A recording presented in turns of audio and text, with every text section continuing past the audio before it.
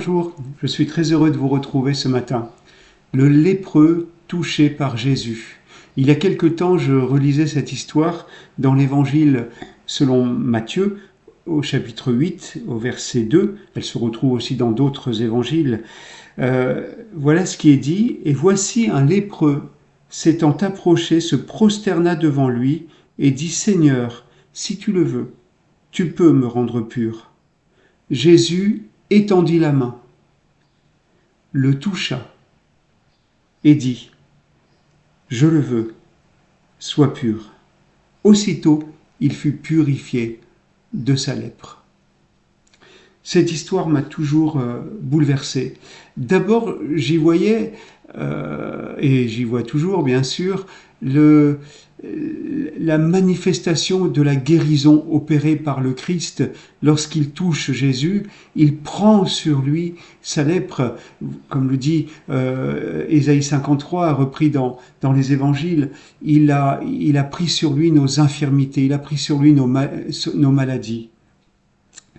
Et je voyais là comme une sorte de transfert de la lèpre de cet homme sur le corps pur, évidemment sans tache, innocent de Jésus, et qui allait porter cette lèpre sur la croix du Calvaire pour pouvoir guérir à tout jamais tous les malades qui viendraient à lui. Mais il y a quelque chose d'autre qui me touche particulièrement aujourd'hui. Eh bien, c'est le fait que Jésus simplement touche cet homme qui était un intouchable. Vous savez qu'à l'époque, les lépreux, devaient vivre seuls. Dans Lévitique chapitre 13, verset 45, le lépreux à qui donc on diagnostiquait une plaie due à la lèpre devait crier: impur, impur, pour que les gens s'éloignent de lui. Et verset 46, Lévitique 13, 46, il est dit qu'il habitera seul, sa demeure sera hors du camp. Et voilà cet homme donc privé de toute relation sociale, si ce n'est peut-être avec des gens de sa condition, d'autres lépreux, mais je suis pas sûr qu'entre eux-mêmes ils se touchaient tellement ils espéraient peut-être pouvoir être guéris. Et voilà donc c'est cet homme privé de tout contact, physique, de tout contact amical, de toute étreinte, voyez, eh bien, il s'approche de Jésus, lourd de cette situation, et Jésus ne dit pas à distance je le veux, sois guéri, mais Jésus va le toucher. Jésus va rétablir cet homme dans sa dignité, dans sa position d'homme, d'humain simplement, au milieu de ses semblables. Et voilà, je trouve ça merveilleux tout simplement. C'est qu'aujourd'hui, il y a dans un pays qui s'appelle l'Inde, près de 200 millions de gens qu'on appelle intouchables, des Dalits, des hors caste. Ils sont en deçà d'une barrière d'impureté. Et donc on retrouve un peu cette même idée. Ils n'ont que des travaux dégradants. Ils vivent entre eux. Savez-vous qu'en France, près de 750 000 personnes âgées sont en situation de ce qu'on appelle mort sociale, c'est-à-dire n'ont pas de relations suffisantes, et cela crée une souffrance et un danger réel pour ces personnes.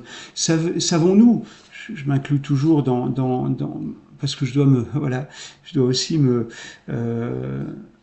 m'interpeller. Savons-nous que 40% des sans domicile fixe ont vécu des situations familiales traumatisantes et pour la plupart ont été des enfants placés? Voyez, on a dans notre société des gens que l'on ne touche pas, que l'on ne regarde pas, que l'on considère peut-être comme inutiles, que l'on peut-être comme à l'époque d'ailleurs, on considère de manière inavouée qu'ils sont dans cette situation parce qu'ils l'auraient bien voulu. Voyez, Jésus n'a pas érigé ce genre de barrière avec ces personnes-là qui étaient en dehors de la société, en dehors du camp, en dehors de la ville, en dehors de la civilisation.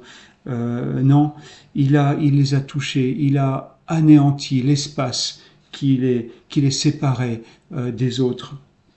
Alors, je vais terminer en étant très très concret, très pratique.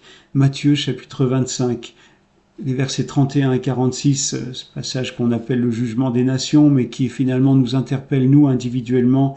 Verset 36, j'étais malade et vous m'avez rendu visite. J'étais en prison et vous êtes venus vers moi. Nous sommes aujourd'hui les mains de Jésus, les pieds de Jésus qui nous portent vers ceux qui sont intouchables, vers ceux qui sont rejetés, qui nous permettent de les toucher, de les entourer peut-être, de les aider tout simplement, de manière concrète, pratique. Et je termine avec ce verset Jacques 1, 27. La religion pure et sans tache devant Dieu notre Père consiste à visiter les orphelins et les veuves dans leurs afflictions, à tous ceux qui sont dans le besoin. Alors aujourd'hui, que Dieu nous porte, que Dieu nous conduise vers quelqu'un qui aura besoin d'être touché par un sourire, par un contact, quel qu'il soit, par un mot d'encouragement. Que Dieu vous bénisse, nous inspire. Amen.